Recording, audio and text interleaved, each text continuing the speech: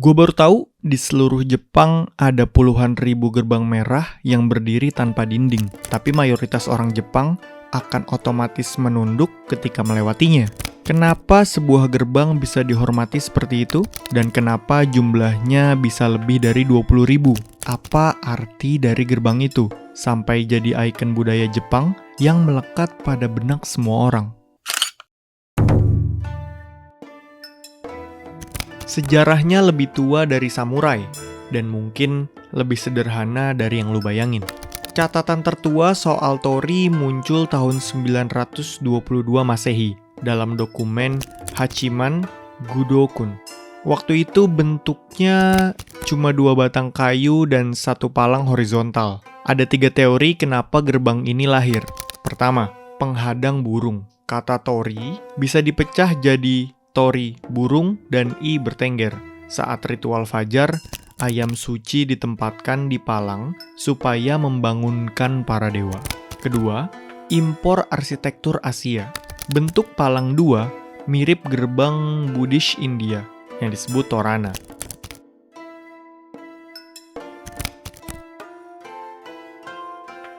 Dan Pailou dari Tiongkok.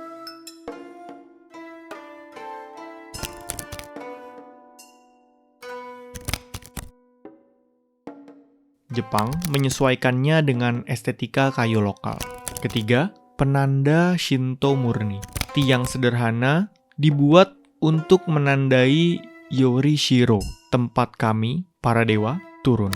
Pada periode Heian Kamakura, torii mulai dicat vermilion. Bukan sekedar biar instagramable, pigmen cinnabar dipercaya menolak roh jahat dan tahan cuaca. Sejak saat itu, tiap kuil besar berlomba membangun Torii Gate sebagai spanduk sakral mereka. Sehingga timbul pertanyaan, kalau begitu, apa makna sebenarnya di balik palang merah ini? Melewati torii sama dengan mampir dari dunia manusia ke dunia lain.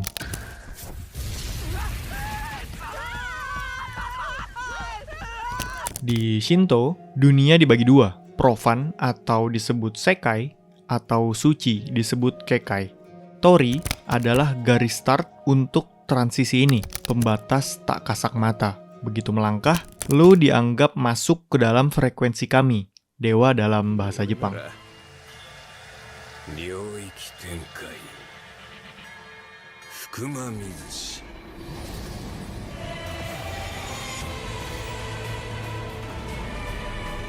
Karena itu, etiketnya berhenti sebentar, membungkuk, baru jalan.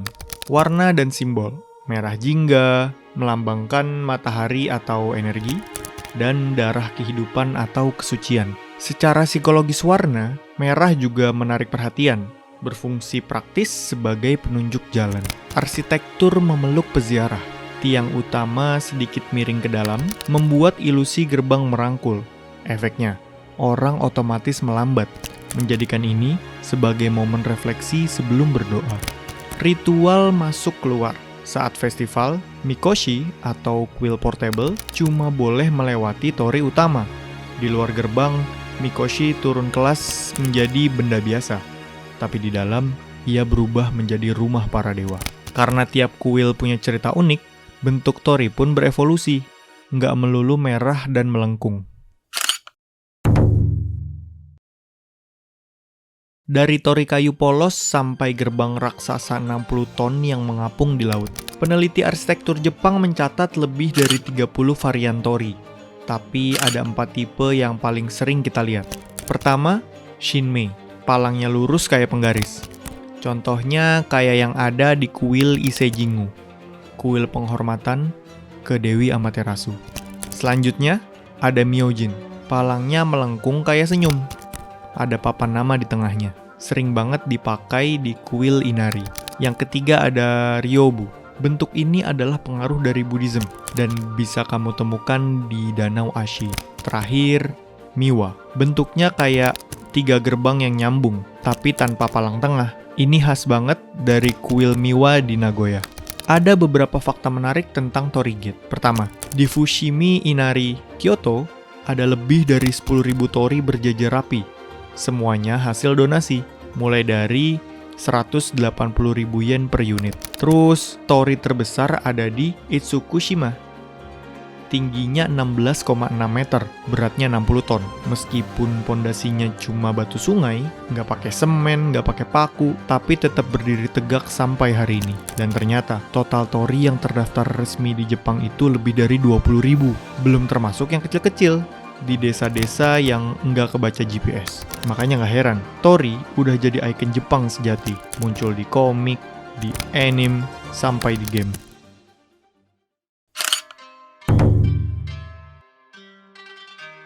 Sebelum pandemi, kuil Itsukushima menarik 4 juta turis per tahun.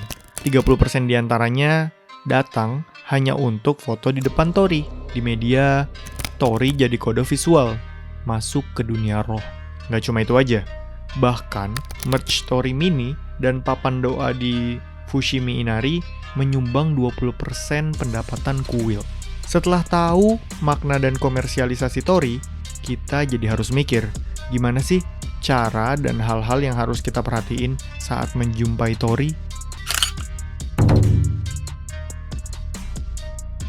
Sebelum melangkah pulang, ada baiknya kita mengerti do and don'ts di depan torii.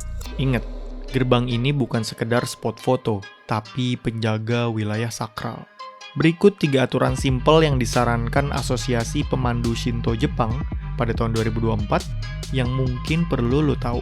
Pertama, bungkuk sekali sebelum masuk dan keluar. Tanda hormat bagi para kami yang menjaga rumah. Kedua, lewat di sisi kiri atau kanan, bukan tengah. Jalur tengah disebut Seikyusen, disediakan untuk dewa dan prosesi ritual. Ketiga, jangan sentuh atau naik ke balok palang. Selain merusak kayu tua, dianggap menodai kesucian gerbang. Bonus tips ketika wisata. Kalau mau foto, tunggu antrian dan hindari blocking jalur peziarah. Dengan paham etikanya, kita nggak cuma dapat foto keren, tapi juga kasih respect ke tradisi 1000 tahun Shinto.